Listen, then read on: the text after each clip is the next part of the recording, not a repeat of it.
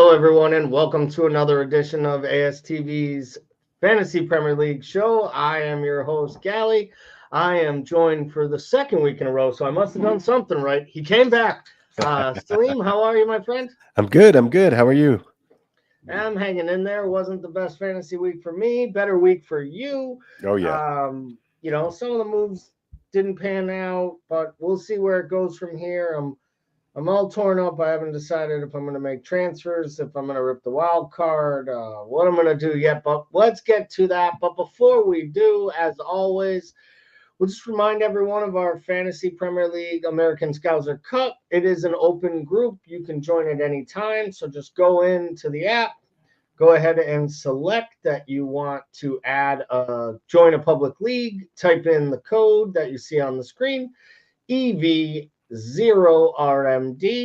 and get in on the fun. And who knows, maybe you will have an amazing week and we will be reviewing how you are doing. Sir Z jumped in right before we came on air with a good old good evening, gents. Good evening to Sir Z as always. For all of our viewers watching out there, if you're new to the program, this is interactive, so go ahead, put your questions in, whether it's a question about footy, if it's a question about fantasy, something we're doing. You think that we're just morons for something we said. Most likely that's what will happen. Go ahead, get in there, get your comments in, and we will go ahead and bring those up on the screen as we progress. But let's start like we always do, taking a quick look at the updated top live standings for the American Scouser Cup. Big week, a little bit of a shift here at the top. Cole Farmers has moved into the lead, 388 points, top 30,000 of the world, so nothing to sneeze at. 80 points on the match week, which was very good. Really good. All of these scores being, above average, upper green arrow scores. So interesting to see how this will go. It's always fun to see how it shakes out if, the folks are able to run wire to wire, if it ends up being more with some overlap and some flip-flopping around up at the top. And then, of course, when you get towards the end of the season, how all of the chips will come into play. So Sir Z says he took Salah off as vice captain and gave it to Watkins, captain gonna back to Holland. Yeah, I think that's basically, at this point, the game, people are trying to outsmart things. I did it this week as well. Thought maybe there's a chance Holland might blank, jumped off, went to Solanke. It didn't work out for me. He got a goal, but it was just one. Obviously, I could have captained Holland for more points. I also could have captained Smith Rowe. I also could have captained, obviously, Trent being my highest scoring player. I know you were very similar, but had even more players you could have really captained up near the top. And you captained Mo, right? So you ended up with like a 6-point week where you could have had another 5 or 10 points. But let's take a look at last week's kind of top side overall. It was an interesting week. Let's start up top with Nicholas Jackson. It's easy, I think, for non-Chelsea fans to clown Nicholas Jackson. But if you actually look at his goal involvement for like goals and assists created since like January of last year, he's third or fourth in the Premier League to Holland, Saka, and Mo, I think. So he's getting himself in the areas. Clearly, the manager believes in him because he continues to start him with other options to play. Where do you ride? Not as Nicholas Jackson, the player, but I mean, this is a program to talk about fantasy assets, and Chelsea has really good fixtures coming, and also Nicholas Jackson's underlying numbers over the last month or two are put him at basically as good of a situation, a purple patch of a striker. So would you ride with him right now? Would he be someone you'd consider on a wild card, or are you running and hiding because you feel like the floor falls eventually? Yeah, I can't really afford him at this point in time. He's, if you have him on your team or you have budget and you can move up to him, I would say it's not a bad move at all. He is playing really well, scoring really well for fantasy. I went with another my Chelsea attacking asset is Palmer, and they have 3 games coming up, 2 at home where Palmer does a lot of his damage. So I'm going to be sitting pretty with Palmer, I think. Yeah, I like that call. You know, when you look at the midfield from last week, um, obviously, you know, you had the big scoring points from the budget enablers in Dibbling and Rogers. Rogers being more of a mainstay, a name that people are used to, I think, at this point. He's been an alternate option. He's been a good fantasy option basically since last January when they purchased him from the championship. You could tell right away he was getting minutes and people were confused why he was playing um, over like the young Ramsey kid. But you could tell that, in my opinion, Unai Emery has just taken to this player. He loves this player. He's probably one of the first names it feels like on his team sheet every week. Yeah. He plays in that attacking third at a low budget price of 5.2 million. And then of course the 19-year-old youngster Dibbling gets his first Premier League start, scores his first goal, or maybe it was his second start. He's had 3 or 4 performances or appearances this year. He was outstanding, probably Southampton's best player in the preseason and in the summer. But then they went out and bought senior players that didn't perform to start. He's getting his chance. He's been extremely lively, showed great intent.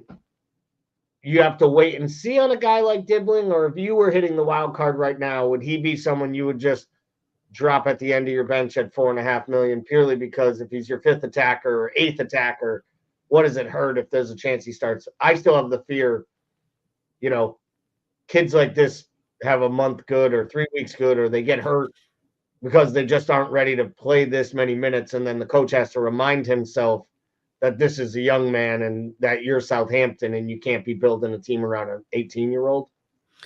Yeah, well, there's been a lot of positive news about him coming out of the Southampton camp. At 16 years old, he scored a hat trick.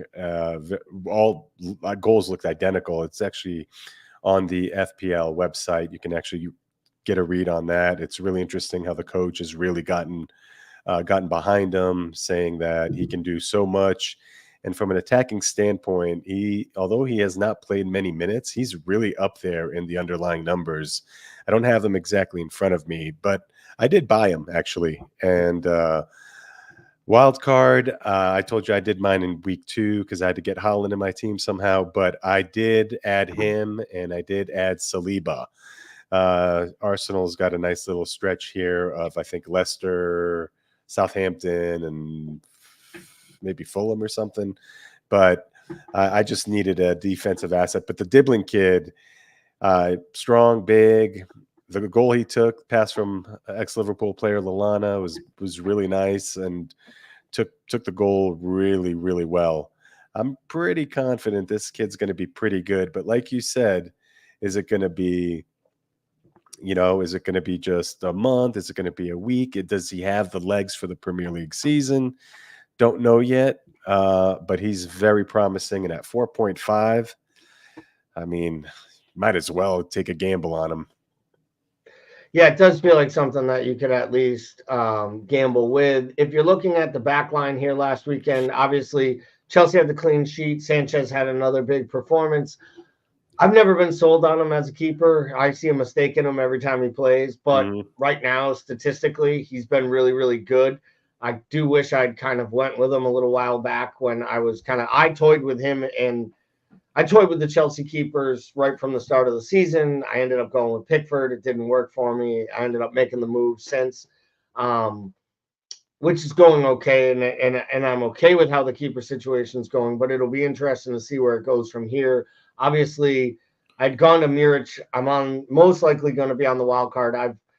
I know roughly what I will do with the side if I hit the button, but I haven't actually secured it and made the transfers yet because I'm still trying to wait until tomorrow probably and just kind of decide. I think I am going to do it because the team needs some work, but obviously on the defensive side, Trent makes a lot of sense. Kanza had the goal. Calafiori had the goal.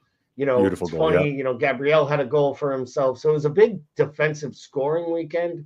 Clean sheets are down across the Premier League. So I think you have to start looking for attack-minded defenders or either investing either in the high-end defenders on Arsenal and looking for clean sheets or taking the defensive or the attack-minded players. But let's talk a little bit about the wild card. The wild card is active for a ton of managers at this point.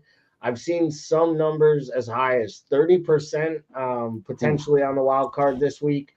I think it has a lot to do with we finally kind of flushed out a template after 4 or 5 weeks. There's been some key injuries to players that folks had in their sides. Some teams are still saddled with their enablers, that aren't even in the league anymore, the Barcos of the world, the people right. like me that had Kwanzaa and didn't drop him. So I understand the wild card. I guess what I know you've already played yours, but Yeah. let me ask you, when you look at the wild card and you pull the wild card, you make the move, what is your standard strategy or use? Like you needed to use it in week 2 so you could get Holland into your team. Yeah. Um, if you were using it, say this week or in a few weeks, are you looking at 3 to 5 weeks? Do you try to plan out 8 weeks? Do you have any set formulated Uh, I kind of think, rules to your yeah, the wild card? first thing I do is just see who's like at the top scoring wise, fantasy points wise. And I take a look if I'm like, hey, can I squeeze these guys into my team? Are there any surprises out there that maybe I wasn't aware of? And go from there. But I think a 3 to 5, even 6, maybe 7 at the most. I think you have to mix them in a little bit, right? So Arsenal has 3 really good fixtures coming up. You need a defender in there. They're going to lock it down. If you want to go attacking wise, Saka's going to cost you. Do you have Salah? Do you have Holland? Do you have both? How are you going to make the funds work? So I think because of how good the fixtures are for Arsenal, defense was my thought process. Easiest way to get in there and get some points. And then you go, Liverpool still's looking good. Aston Villa still has really good fixtures. There's a couple other teams that have really good fixtures. Go to there, but you also have to tie in a couple people that you want long term, right? So I made the mistake in week 1 of not bringing Holland in. I just thought, I'll just ride with Salah and my team will be a lot more spread out. And then the guy goes off. He's got 10 goals in 5 games. And it just, if you don't have him, you're going to be behind and you're going to be holding your breath every time he plays. So for me, Holland was the guy that I needed to hold for the long term. Now, Yeah, I agree with that completely. yeah, there are other different like teams. Palmer, I think I'm going to hold him for another 2 or 3 weeks and then switch him to Saka or Foden, depending on what the hell's going on with him. He was sick. He wasn't ready to play. I don't know what's happening with him. I had him at week 1 also, and he didn't even play, or he played 45 minutes. So you also kind of have to look just a little bit ahead, right? What's 6, 7, 8, 9, 10? What's that look like? Where are the opportunities to make some changes?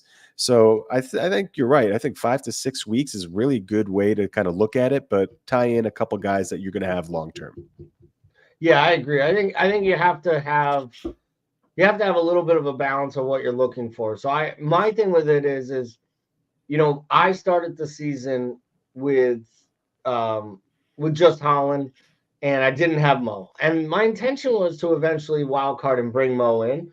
But ultimately, as I've been working through the wild card this week, like I just feel like I do think that at some point there's going to be more rotation. And I think these extra Champions League fixtures, and that's where we're getting into now. At the beginning of the year, I was comfortable with having 2, $4 million defenders on my bench.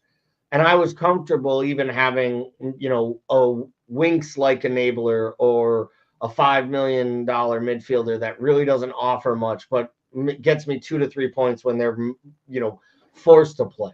Right. I actually think coming out of a wild card with international breaks, injuries, and the midweek fixtures constantly piling up, especially the bigger clubs, I do think you're going to see rotation. Like, I think that Diaz becomes a legitimate rotation risk eventually with Gakpo and them sharing minutes based on which fixture is tougher or which fixture the two of them set up better. I think Chiesa will cut into some of Mo's minutes at some point where I just feel like there are more sure pieces out there. And I think that putting too much, having two players, and I'm with you 100%. I think Holland is a mandatory. So like Holland was going to be the first name. He was already on my team, but Holland's going to stay.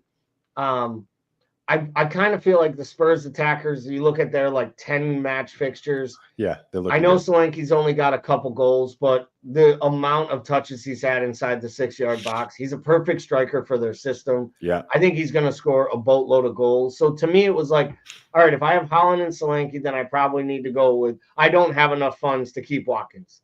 So then my mind went to, well, I'll go to Rodgers probably Yeah. in that wild card in my midfield.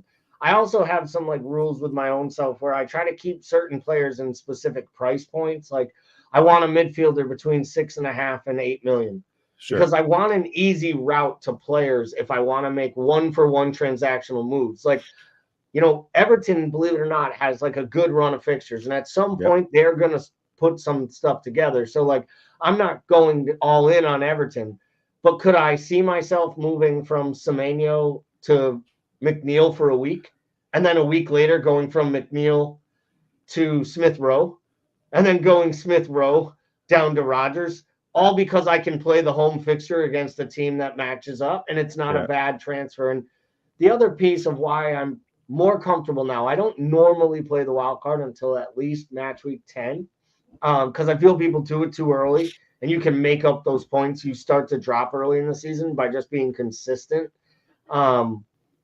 But I think that the advantageous change of the rule to the 5 transfers, if I do this right, I really shouldn't need to make a transfer for 2 or 3 weeks. Mm-hmm. So in 3 weeks, if I have 3 transfers and I can make 1 or 2 in a week and then wait a week or 2 and make 2 or 3 or 4 more, Yeah. by December, I may have a 5 or 6, 4-week move period that doesn't cost me any points and in turn allows me to attack these fixtures up leading into the second half of the year. So we'll talk a little bit more about some of the players I'm thinking about bringing in when we look at our teams. Let's look at the top transfers in for this week.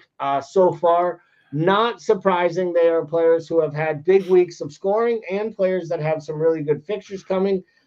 I knew these numbers would be skewed, but I also knew they would be really high because of so many people being on wild cards. So let's start with the incomings. Obviously, Luis Diaz, second highest point scorer, I believe, in the game at this point. Gabriel, I believe, is the highest scoring defender. Yeah. And Mbeumo with the great fixtures. Nicholas Jackson's been on fire. And of course, Saka is a very consistent performer for Arsenal on penalties, set pieces, all of the above. So of those 5 players, how many of them do you own? And if you were wildcarding this week, how many of those do you think you would be targeting? I actually own none of those guys. I think Luis Diaz right now, it's like top of the market for him. Us being Liverpool fans, we've watched him play. He's a really good player, but is he going to continue this tear?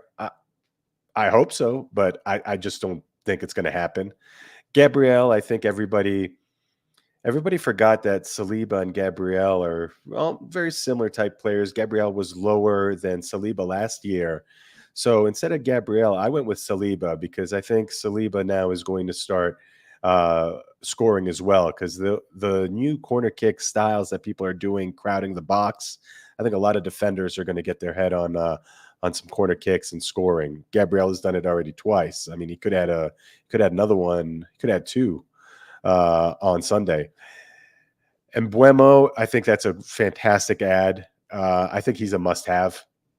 Yeah, I would actually put him I think he's probably the most important midfielder in the game at that price. Yeah. He arguably might bring the most value of any player in the entire game at his price point.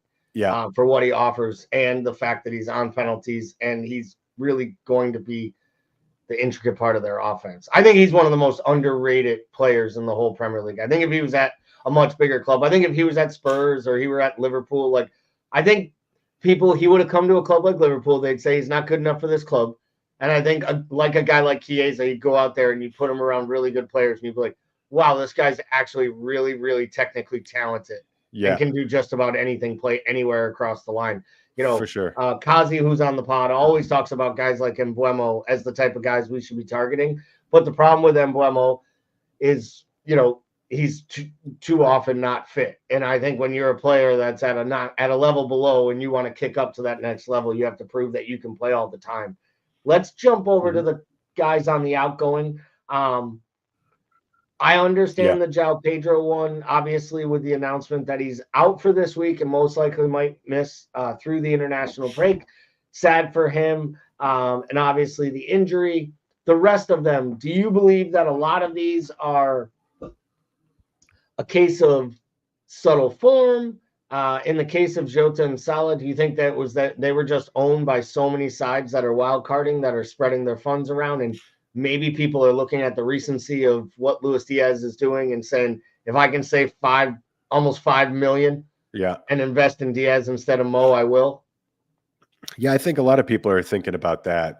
I know at some point I'm going to move off of Mo when the fixtures get a little bit more difficult, although Mo is almost fixture proof. Eze's the one that's the most interesting because I don't get it.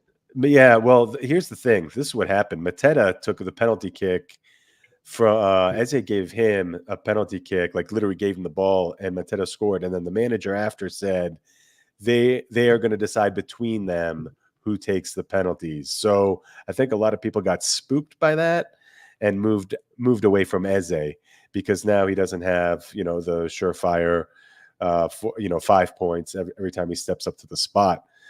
Jota makes sense. He had a good week at West Ham in the Moose Cup, but he just hasn't set the world on fire. So that makes sense to me. Isak, I think he's going to show up on the top transfers on the left-hand side in a couple weeks, I bet. I think a lot of people just thought he'd start the season hot, and he just hasn't. So all those that I see make sense, with Mo Salah being the one that people are looking to downgrade funds, but still keep a kind of more rounded team. Yeah, I think part of the issue with Salah, and this is where I struggle with it, because even when I was working on my drafts of teams and my draft, trying to come in with a draft that had Salah and Haaland that I was comfortable with, is I think the issue is that Haaland is in such imperious form, and it doesn't look like it's changing anytime soon. And they're going to need him to score goals, especially with the Rodri injury and them trying to keep up. It's a big injury. And they don't really have a replacement. It's not like before. I mean, not that anyone replaces Haaland, but, they had Alvarez before. They had a legitimate backup striker. Mm-hmm.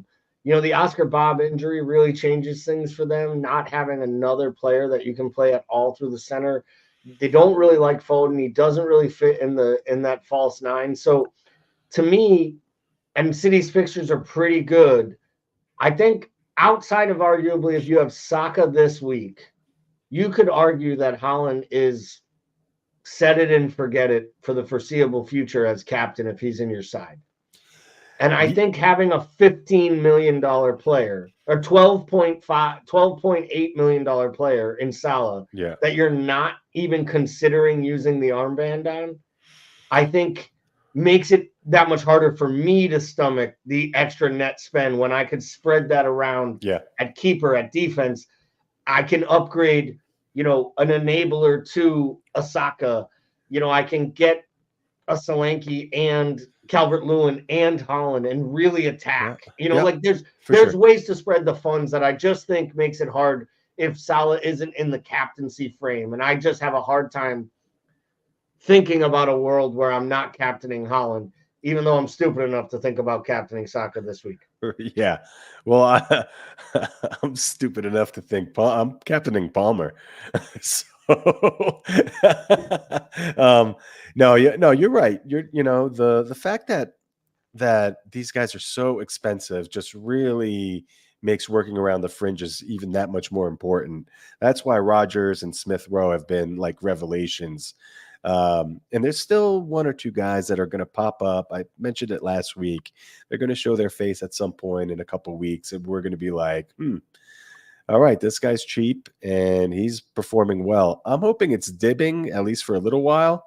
That's that I kind of took the gander on him. I drank the Kool-Aid from the website's article.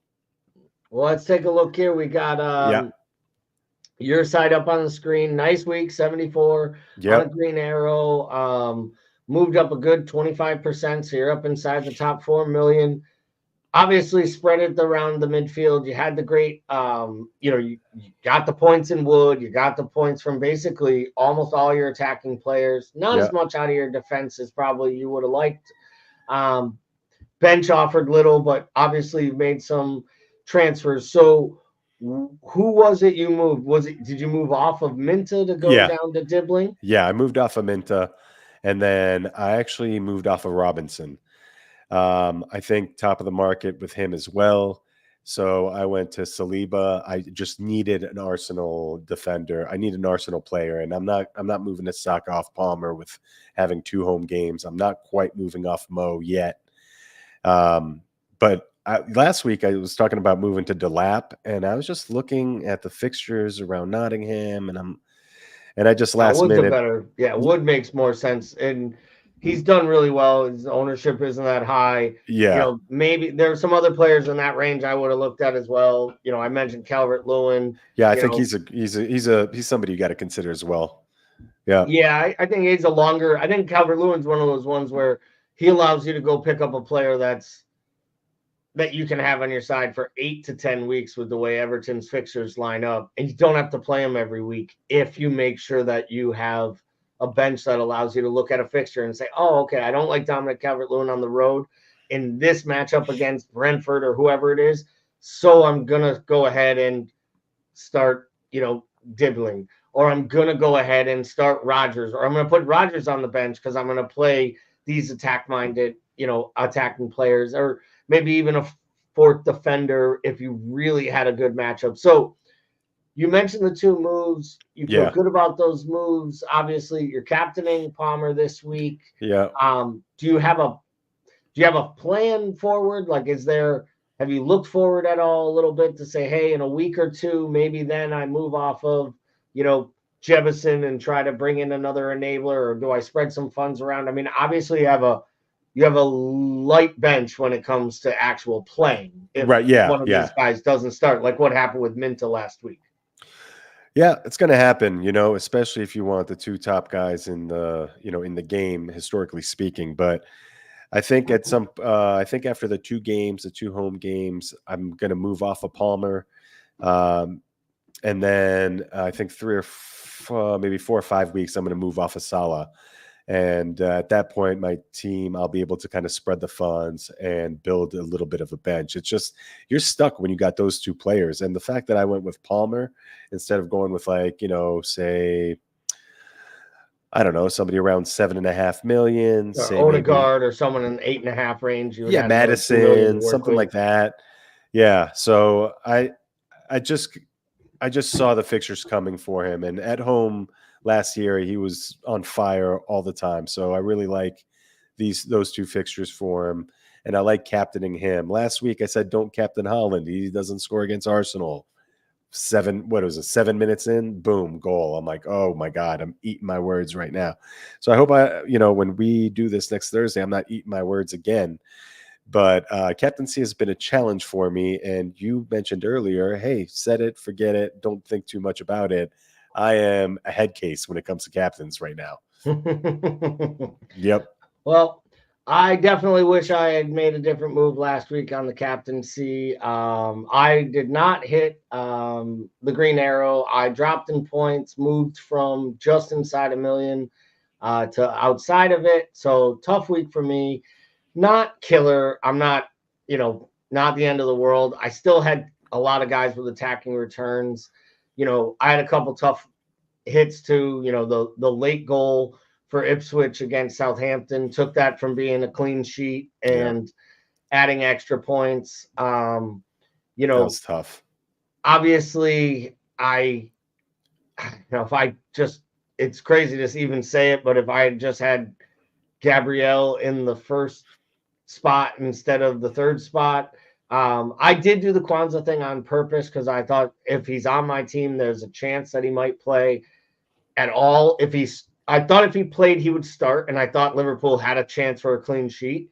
And then I was like, and it doesn't really hurt me if he's in the first position and doesn't play because they'll skip over the next sub. It was just having Winks ahead of Gabrielle. But truthfully, I didn't think that there'd be a world where Jota. Honestly, I thought Jota would get the start after the way that Slot had handled things. When he didn't, I was like, that's fine. He'll get in. When he didn't, I said, all right, that's okay. And then, of course, it ends up being Winks coming in for 2 points instead of Gabrielle's 7. The 7 obviously would have been helpful. But again, I'm not overly upset about anything I did last week. The moves that I made, I felt like worked. It was kind of a wasted transfer in the long run because I thought the team. Yeah, well, purely because, and I mean, I got a striker. I mean, I got a goal out of it, but it was a waste for the fact that I'm most likely going to wild card this week and ultimately not keep the player. And to that just kind of gets at me because I'm a person that is pretty strategic with my moves and doesn't usually waste transfers. But in this instance, he outscored Isak last week, so it was a net win. I didn't take a hit to do it. Right. You know, I'm not upset with how the team is kind of built out, and I'm not upset with the move that I made. But I used 2 transfers that I didn't have to use theoretically. I could have got the same points out of Pickford and basically Isak, or even just started Gabrielle. I'd have these transfers back because at the end of the day, my goal was to make this double move so that I wouldn't need to use my wild card. But coming out of it, we're still having Kwanzaa, Breton Diaz not starting, an enabler in Winks, Jota potentially being at risk. Yeah. And not loving the fixtures for Fulham as much as I did a week ago. Same here, yeah. Having Harwood Bellis, having Muric, it just led me to be like, I think I'm probably going to have to just suck it up and hit the button. How many transfers do you have? That's my problem too. I only have 1 free transfer, and I have no money. Yeah. So even if I make a move to get off Kwanzaa and stop hemorrhaging cash, I bring in a $4 million defender that offers me nothing. Yeah. If I move off Jota, I can get somewhere decent. I could even go down to Eze and pocket money. Yeah. But even then, I'm still looking at needing 2 or 3 transfers over the next few weeks to get defense to where I want and get my team kind of back situated. So, the way I'm looking at it is it'll be a pretty big overhaul. I'm thinking that I'm going to invest, unless I switch it up. I mean, it's pretty set at this point with Alexander-Arnold, Gabrielle, Solanke, and Holland and Saka will all stay. They're kind of the mainstays of my team anyways. They're players I've kind of thought about having all season long if I can. From there, I'm probably going to go Calvert-Lewin as my third striker at $6 million. I love the fixtures, and his underlying numbers have been outstanding. Yeah, he's been playing well. That defense is shambolic, but the offense is pretty good. But they got Branthwaite and Mikolenko back this week, so that's important. Half of their starters. I think they get better with that. I think they will be a little better as time goes on. But I do know what you're saying, and sometimes that's okay because they need to score then. I think on the midfield, I'm probably going to roll with Rodgers for Winks and Semenyo from Bournemouth for Diaz. That allows me to go to like having Saka and Palmer or no, it's like Saka as a Rodgers. Semenyo, Rodgers. I'll think of the 5th one in a minute. Oh, and Embuemo. Yeah. I'm going to go to the, I can't say the guy has the most value in the game, wild card, and not bring him in. So I'm thinking that way. And then in the defense, I've already said Alexander-Arnold and Gabrielle will stay. I will probably roll out Harwood Bellis for probably one of the Ipswich $4 million enablers. So Hmm. either Greaves or O'Shea, because they're guaranteed minutes. I love the idea of bringing in Vandenberg with Brentford, but I'm Hmm. not going to lie, I'm a little bit nervous at where that goes. I apologize here. Waleed jumped in. Thanks for commenting. He said, "What's up, guys? I traded Aubrey and Goff for Monty and then Gibbs for Tyreek. Did I win overall?" You did great, man. You did great. And to be honest, there's a whole bunch of shows where people would know all those names. I think you did good. I don't know exactly what it will mean for your league because I have no idea what your team is. But at the end of the day, I think the real problem with all of those moves is anything that anyone trading for Tyreek right now is someone got to let me know who's going to be the quarterback of the Dolphins before we worry Yeah. about that. But Yeah. Sir Z, a Dolphins fan, as he'd let you know, and as in he watches the Super Bowl when the Dolphins are in it, so he hasn't watched one in 50 years. But would either of you take a 4-point or even an 8-point cost if you thought you could make it up and score more with making more transfers than you're allowed to on a free?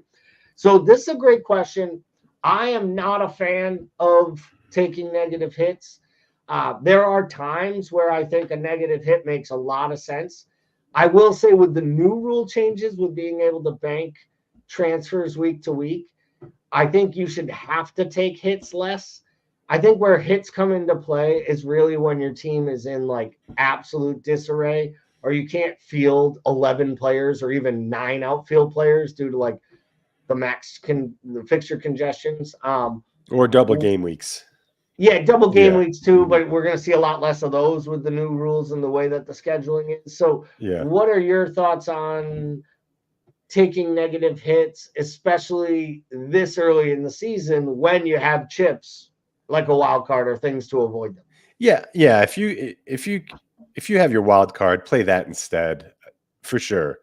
The I think taking 8 points off is, I mean, it's really pushing the limit. I think a 4-pointer every now and again, just because maybe you made a mistake in the previous week and you only have one transfer, and maybe two guys got hurt. Like, it's all kind of depending on your situation and your team. But uh, if you can avoid the 8-point one's a killer. That's not a good move for sure. But 4 points, depending on your situation, I would definitely consider it. But like you said, this early in the season, if you have your wild card, just do that instead, and kind of try to revamp your team a little bit. I like the fact that you have, you have like your guys that you're not moving off of, and you have a good plan on who you want to move with. So, you know, it takes a little bit of research, a little bit of studying. And I'm not saying like hours. I'm saying, maybe 30, 45 minutes, and you'll be able to get a really solid plan in place. But Sir Z, if your team's, messed up or have some injuries, yeah, I don't think it's, like a rule not to do it. I would say depending on your team. Yeah, I think it definitely depends on the team. I'm comfortable with where I'm at. Obviously I'm in a little bit of a flux on my third defender. I have the funds with that team that I kind of talked out to you. I actually have like a million still, like a million plus remaining. So I could move up to I could go to Saliba and I could literally go double Arsenal defense and go Gabriel and Saliba and Trent. It's a lot of money in defense, and that has Flecken in goal. I could jump off Flecken in goal and go to Raya and go down to like a Delit or which again, Matsurazi United too, has that guy. Yeah. Yeah. Materazzi, Delit. I also, I thought Rico Lewis, but again, like I struggle. I think he's a high risk guy, and I think Pep he's a roulette. high reward guy. Yeah. But it's that roulette, and I Yeah. think when you wild card, you don't. When you're wild carding, I don't think you should be bringing in people that you're like, well, if he's playing, it's going to be great. It's like I'm wild carding because I know most of these players play every minute of every game, and I'm consistently going to have to field an outside team. So let me ask you from the keeper standpoint, Yep. because Brentford has really good fixtures, and the keeper's only $4.5 million. Brentford notoriously concedes the most amount of shots from outside the box, which normally leads to easy saves, which lead to easy save points. Yep. Overall, the defense is decent. It's gotten better. I think they will get better as their fixtures get better. So I like Flecken at 4.5, but sometimes I just sit there and I'm like, you overthink it because you always convince yourself keepers aren't worth it until they're scoring double-digit points, and it feels like David Raya can go for double-digit points on any week. Yeah, if you want to, for example, not move to Saliba, then going to Raya makes sense, right? I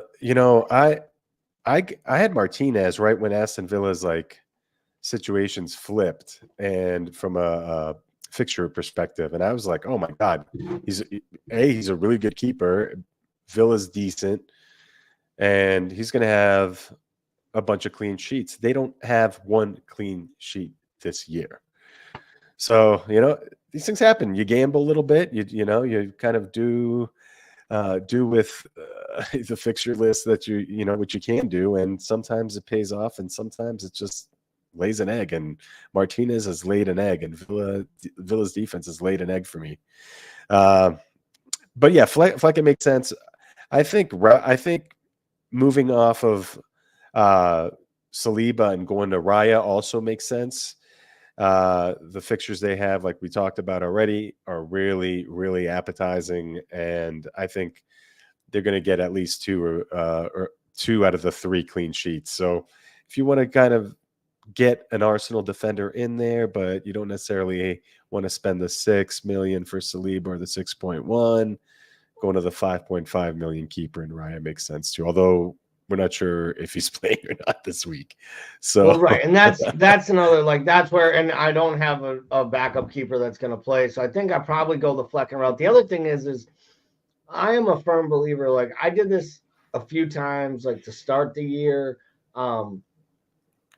I think that you give yourself enormous amount of leeway and flexibility when you leave yourself a tiny bit of money in the bank. Yeah. And I really don't want to spend every ounce of my roster because I don't have an overly valued roster because I did lose, 0.4 in Kwanzaa from the beginning of the season.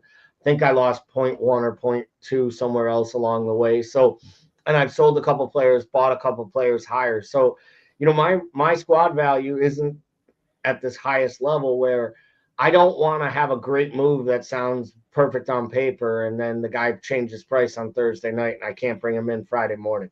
Mm-hmm. So it's like having that 0.2, 0.3 buffer. Like, I don't know if I need to go in with 1.1 million. And that's where I start looking at like the Delit for 5 million or Pedro Porro for 5.5. Mm-hmm.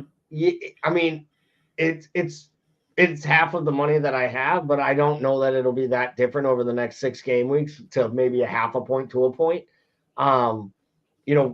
I hate rooting for United to get clean sheets, so I never really like to have United defenders. But ultimately, at the end of the day, they are probably going to turn corners and start. They have played better defensively. Delit has been better in the last few games. He looks like he's solidifying them a little bit. So to me, I could see that being consistent. I've also looked at him and just been like, nah, I think there's other areas. So I think for me, it's down to like, what do I do with the 1 million? What do I do with that 5th defensive spot? And will it impact how I go with the goalie? Because, I could go to like a 4.5 million defender and just kind of not try for those points and pick up another 500,000. Mm-hmm. Now I'm up to 1.6, 1.7. Now I can, I can move from Eze and I could get to Luis Diaz if I wanted him. I don't love not having a Liverpool attacker in this side, to be honest. That makes me uncomfortable. But almost as uncomfortable as I am with, literally as uncomfortable as I am with the idea of spending 8 million on a guy that gets a one-pointer for the last 15 minutes. And I think at some point Gakpo is going to get some starts in the league, just like I think Nunez is getting starts, and that makes Jota difficult. And as Chiesa kicks on, I don't think any of the midfielders offer enough value for their price point with attacking returns. So it's really just like you might as well invest in Trent and then wait for either Nunez or Mo or Diaz to like solidify it down. So Sir Z says, Salim, I'm interested in the thinking behind selling Cole and Salah in a few games' time. Sure, you keep them because they are consistent performers. Yes, I did mention that Mo is almost fixture proof. I just think for the overall like team flexibility and having more money spread around, I'm going to have to move off of one of them for sure. And the thing with Palmer is he's really good at home, and I don't have that right in front of me, but I think his fixtures start to shift a little bit when they play Liverpool, I think in 3 weeks. Yeah, they got I about think 2 or that's 3 right. more really good ones. They have a couple tough ones. Yeah. You know, they go back on a pretty good run. But you're right. I also think as Chelsea figures out more of the Maresca ball, I do believe they're going. I do think as they do this, that as they get more into Maresca's play, they're going to get less reliant on him through his number 10 role, where he, has the little layoffs and everybody else scores. And I just think that as time goes on, we're still going to see the really quality player. And he's a class player. I'm not trying to be one of these people who's like, oh, it's a one-hit wonder. But I do think last year it was a little bit about like kick the ball around and then give it to Cole Palmer and get out of the way. Yeah, and he had nine penalty kicks. Yeah, and I think that's an overstated thing. We don't know if they're going to get that many. Sir C says he's only asking because it's the first time he's taken this seriously since 2007. No, well, we appreciate you, Sir Z, not only for taking it seriously, but for being dumb enough to seriously show up here like this is going to make you better at this game. Sir Z, here's the Chelsea fixtures. So they have Brighton at home, Nottingham at home, and then Liverpool away, Newcastle at home, Man U away, Arsenal at home, and then it gets better. So I'm thinking of moving off Palmer, probably at the Liverpool game, maybe the Newcastle one, and then spread that money around, or maybe go to Saka, and then with Liverpool, I mean, it looks all right. They got Chelsea, Arsenal in 3 weeks, and the 4th week, and then Man City like a little bit down the road. So it's not necessarily me not wanting to hold on to Salah, and I might just say moving off Palmer is good enough, but Haaland costs so much damn money, and it's just so hard to have 27.5, 27.8, maybe even 28 now with how much they're worth in 2 players. That's, more than a quarter of your budget on 2 players. So that's my thought process behind that. Haaland's a must for sure, but I think, Salah's already slowed down a little bit. And Chiesa is gonna, he's gonna get some minutes, like you said, and so we'll see what happens. But week to week, this is my thought process this week. Next week might change. Salah might, score a hat trick, and I might say, okay, I'm just kidding. I'm not moving off him yet. So.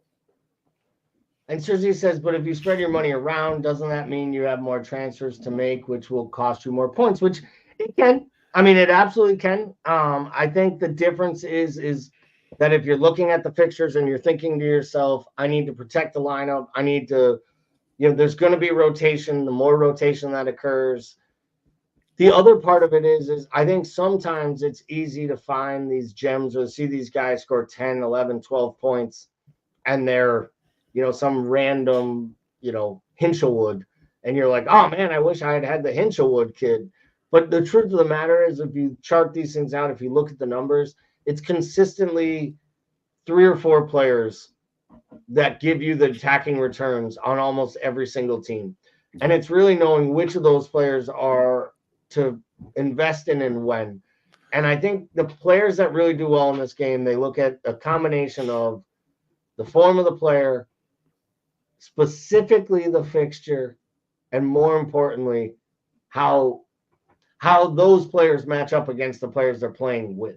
And I think that's where the big keys are. Like, I think if you know that Trent is playing and Ashley Young is defending at 155 on the other side, you're going to assume that you're getting some attacking returns. Right. If you know that the starting keeper is out for a side and they got to start their trash backup because their starter is on loan from the club they're playing, well, most likely there's going to be mistakes, and it's going to lead to opportunities for attacking returns from those teams, or to be honest, teams that you can prey on, like Spurs, from set pieces, is why I was like, yeah, I'm going to play Gabrielle. I'm going to play, like, there are certain teams that are weaker at different avenues, and I think that's where you can try to exploit this game and play the matchups. But we'll get more into the questions around why you use transfers and how you spread funds in some future shows. That's a great question from Sir Z.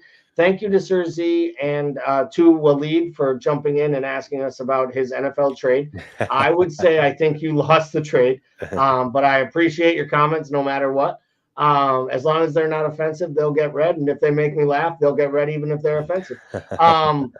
But speaking of something that's not offensive, our YouTube channel. All right, so maybe it is offensive, but it's damn funny. So get on over, give it a subscription, like the page, get all the updates, watch all the shows. We're here Monday, Wednesday, Friday mornings with our morning coffee show brought to you by Reckless Coffee, starting at 10 a.m. Eastern, 9 Central. We are back on Monday nights for the 8 p.m. podcast.